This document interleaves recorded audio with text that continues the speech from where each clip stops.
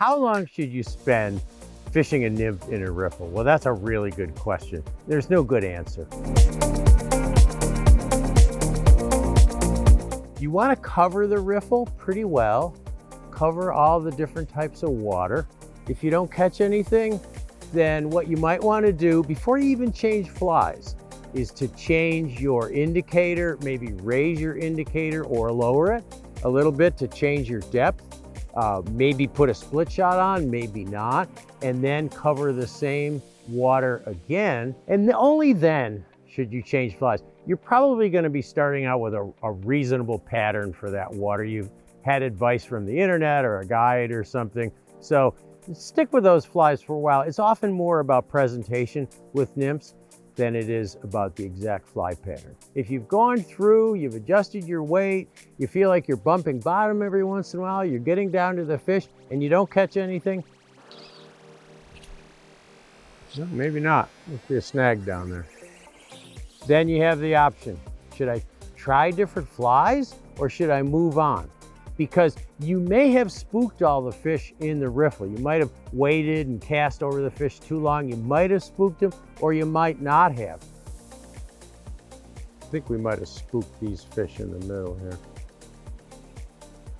But there were some on the other side. But if you have confidence in a riffle, you can stay there for quite a while and keep changing flies if you want. But I generally fish with a couple of flies that I trust or that somebody's told me that work, and I cover the whole pool. I might make little adjustments in my indicator, and if I don't get anything, I'll generally move on. You don't always have that option. Sometimes there's too many anglers on the river, you don't have the option to move, so you stay there for a while. But after a while, that pool is going to get stale. You've been casting over it, the fish may be spooked, and it's probably time to move on.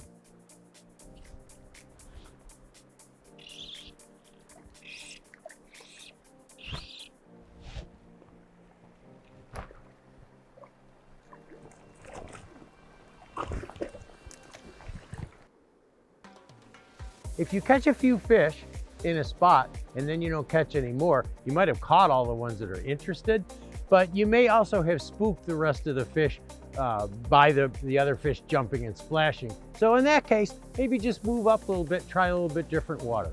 So it's really up to you how long you spend fishing nymphs in a riffle. I would give it 20 minutes, half an hour, maybe a fly change, then I'd move on. But you can do whatever you want.